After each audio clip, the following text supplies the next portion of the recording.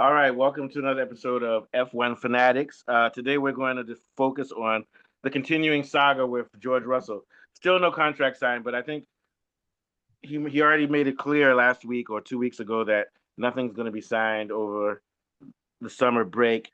Now they're saying something might be signed with the first race in Zandvoort. Who knows? But today we want to focus on a statement that Toto Wolff made. George Russell made a statement that for both Kimmy and I, these past months have not been the most assuring of our future, and that's been a bit conflicting. Then they asked Toto Wolff about it, and they said these guys are under pressure. And Toto Wolff said he didn't sound too apologetic. He said, "I know they're under pressure. They're under a little bit more pressure than me because they're drivers and I'm the owner." But he said, "I've lived with pressure. I go to bed with pressure." He said, "These guys are professional drivers. They just have to deal with it. They have to deal with the pressure, and they still have to perform. That's F1." I like that statement by Wolff, and we've said it before. Wolff, he's a very polite guy. Smiles, and he doesn't. He's not like he's not outlandish like Horner. But at the end of the day, Wolff is cold blooded, and he's basically telling you like it is, deal with the pressure. He didn't elaborate and say, "Oh, these guys are going to get good contracts and everything." He just said, "Okay, I know they're under pressure." Especially Antonelli. Antonelli broke down crying I think a week or two ago, and he said he's very Wow. frustrated and everything. And I don't blame him. You're in Mercedes, and there's no guarantee that they'll sign Antonelli to a multi-year. My guess is one of these drivers, Antonelli may get a 1 year contract, to be honest with you, and Russell might get a 1+1. But these guys are under a lot of pressure. And no matter what Russell says he wants to enjoy his vacation. No, the reason you don't want to deal with that contract thing is because I believe you're not going to get the answer you want. Russell, I think, wants a 3-4 year contract. The guy just bought a $20 million yacht. I think he should have waited until he wins the world championship before buying the yacht. Celebrating advance. Yeah, and I think he's delusional because once again, nothing is for certain. We don't even know. Also, we don't know how well the Mercedes car is going to do next year. So once again, I'm going to say if I were Antonelli's still young, he can afford to mess up. The worst that will happen is Antonelli may get shipped to another team for a while if they bring in Verstappen. But Russell needs to realize that there's no way around it. Uh, Mercedes still wants Verstappen, even if they have to wait a year. And Russell also says he doesn't mind if Verstappen joins the team with him. But my prediction is that Verstappen and Russell drivers both will do well, but Verstappen's going to beat him, and eventually Mercedes is going to drop him. So all I'm saying is that Russell should be aware of this and should start shipping to other teams. I keep thinking maybe Russell might want to put some pressure on Mercedes and see if Aston Martin gets him. But probably Russell called Aston Martin and said, "Hey, I want to join you." You know what Aston Martin said? They said, "Hold on, we're still waiting to hear from Verstappen." Wow. I'm just joking. I'm making Hardcore. that up. I'm making that up. But Okay, yeah, but but that's a good joke done. one way or another, Verstappen's going to get his revenge on Russell because these past couple of years, Russell has been using the Drivers Association to make rules to get after Verstappen. He brake tested Verstappen to try to get him eliminated. He got eliminated. He got Verstappen eliminated. No, got demoted from Q1 last year by not doing the opposite of brake testing. He drove fast while Verstappen was on a slow lap, and then got Verstappen penalized for that, so he could get P1, and yet Verstappen still beat him from P2. So once again, I was like, he just needs to keep an eye open and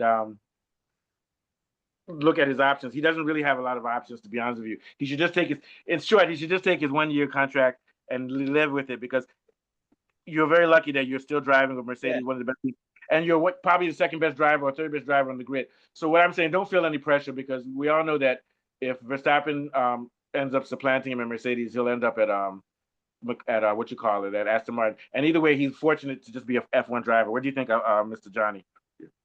Yeah, when there's some things right there. I've learned, but three major things. One, Sha, is the only person I'm actually sorry for is Antonelli. Yes. Because I think they brought him out of Formula Two too early, like maybe a year or two too early. He's like an early birth. That's what All right, plantain.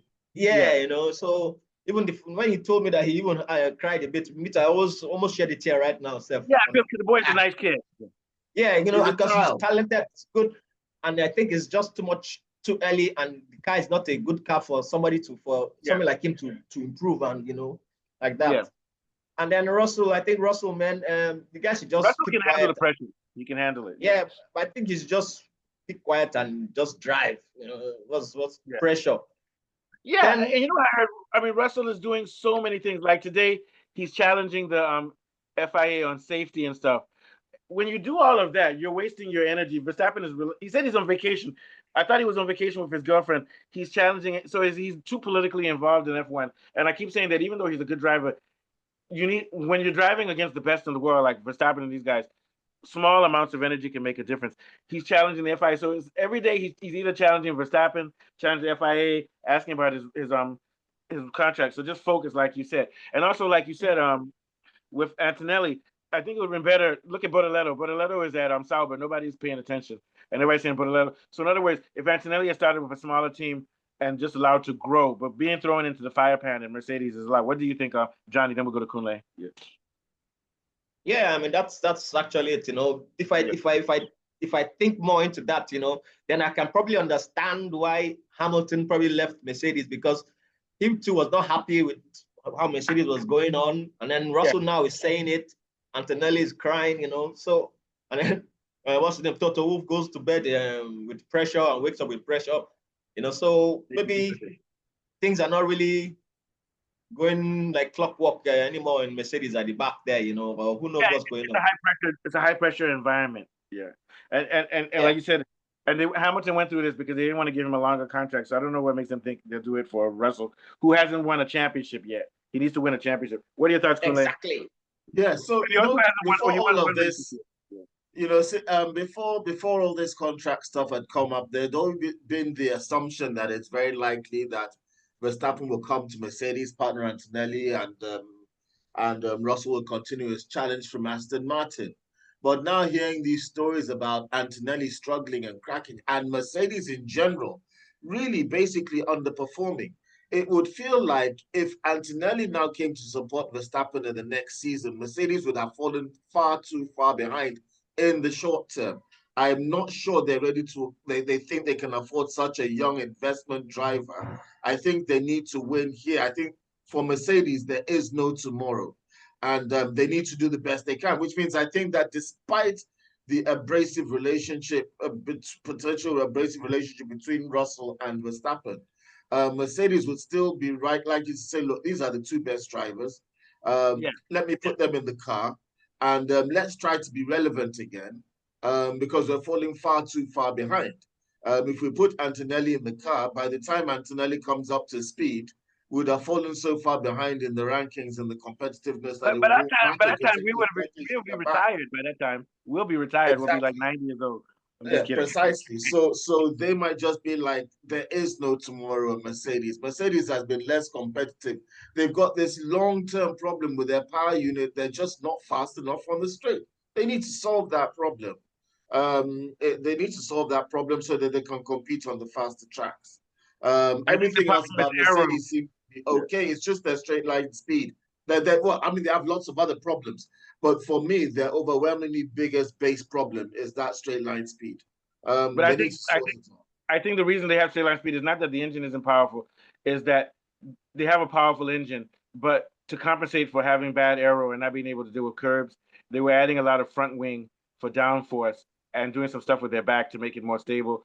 So that sacrifices straight line. So I think that if Mercedes went back and utilized their power and had a lot of straight line, they would mess up on the corners. You see what I'm saying?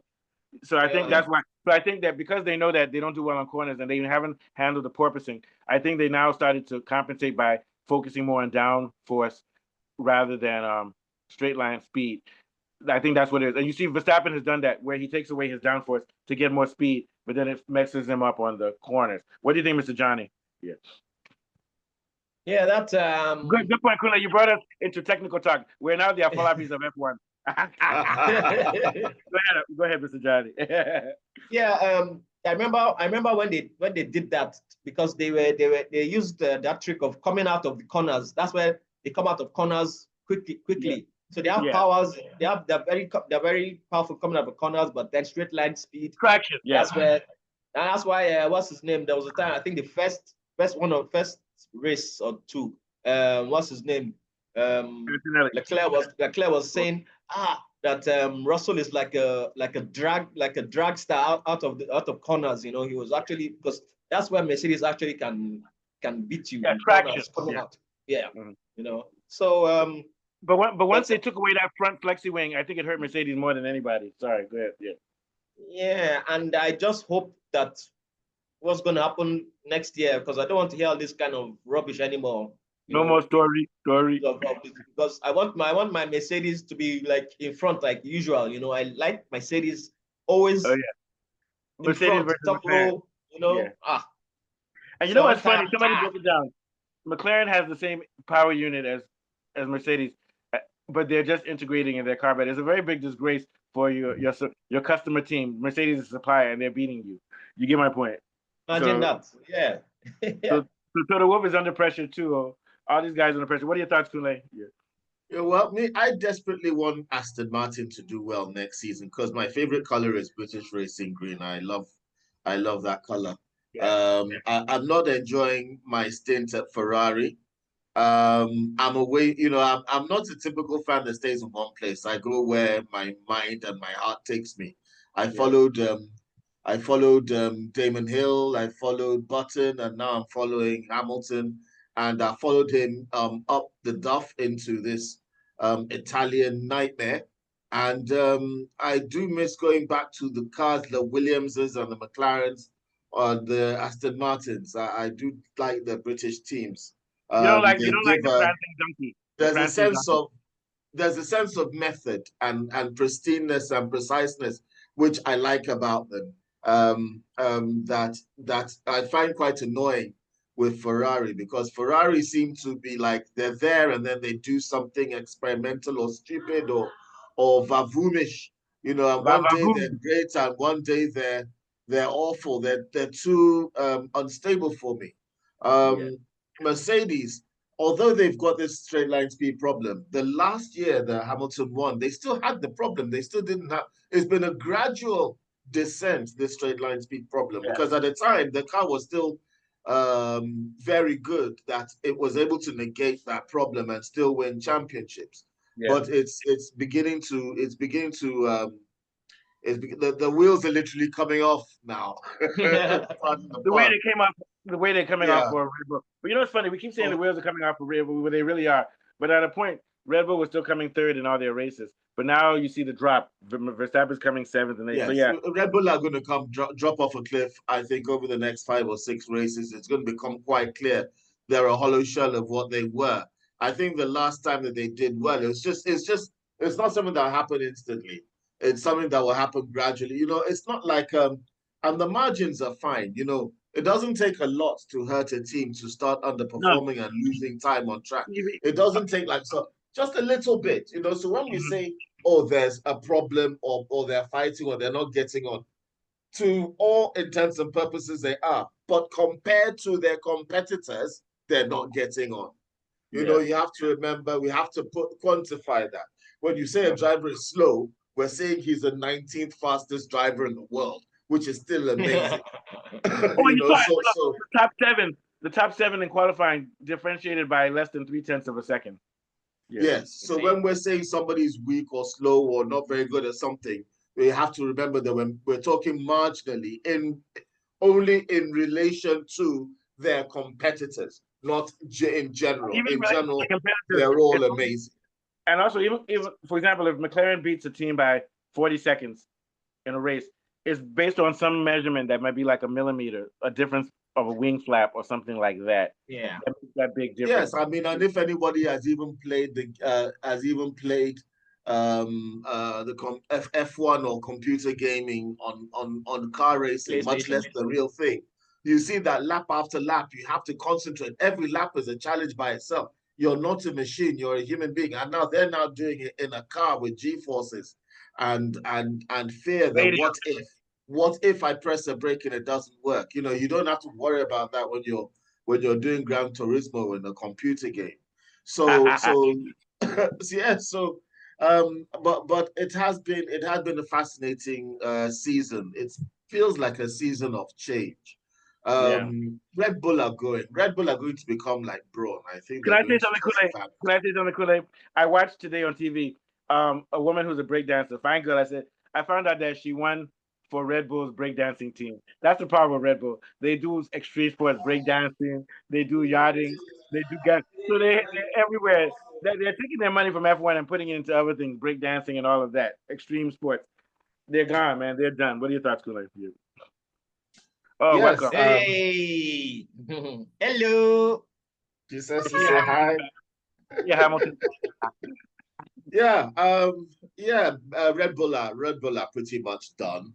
I think that Cadillac, I still, Cadillac. Why can't it be Cobra or Chevrolet? America has fast car companies. Why can't they use one of those Because ones? of money. Oh, by the way, I hear Cadillac is going to have Bottas and Checo as their drivers. That's going to be fun. Bottas and Checo.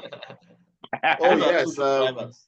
yes, that's going to be interesting. That's actually going to be. That's a cool driver team. Both of them. I like both of them. Yeah. Yes, But but you know I mean what, they're completely unknown quantity for now because We'll we see have for next no year. idea. I'm already when counting next year's season. What were you going to say, Mr. Johnny? Yeah.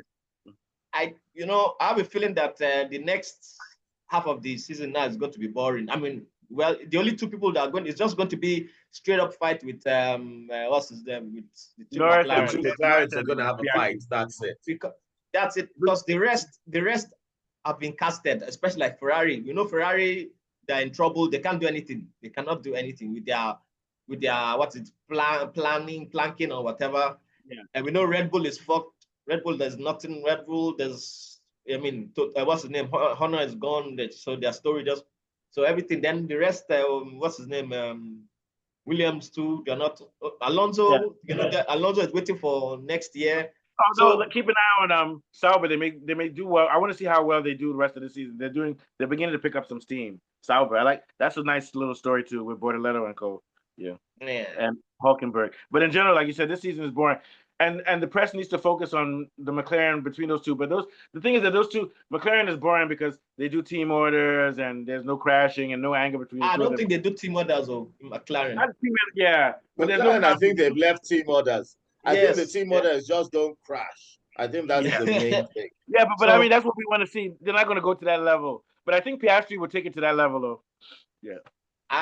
It looked like I saw him cross that line a little bit or stared over that line. It's Norris that's actually been the one that's crashed out trying to overtake out of frustration. But I think Piastri wants to win by all costs. Piastri will do whatever. Piastri is the one that will crash into Norris to get him out. Piastri will do that. Norris will never do that. He'll never. No, Norris will make a mistake and crash into. He's going to be like, but Piastri is actually ahead of Norris right now in the race. So I mean, if I was Piastri, if I'm losing the race and it's a final day and I know I will crash into him in a corner. Exactly. I will. I will get 2 DNFs. You will not finish. Make it look like an accident. We get the mafia, huh? Make it look like an accident. Don't worry. We hire what's the Briatore to show us how to do it. After we got the people, go to Al Pacino's and have some spaghetti meatballs. All right, guys. We'll be back tomorrow. Take us out, Kunle. Okay, so it's been a fascinating day discussing Formula One. And from myself, Mustafa and Henrietta, I bid you adieu. Farewell, like and subscribe, and we shall see you on the next one. You're supposed to say, I'd like to have my first champagne. Not on YouTube. And you. All right, guys. Nice one. See you tomorrow. All right. Bye. Bye-bye.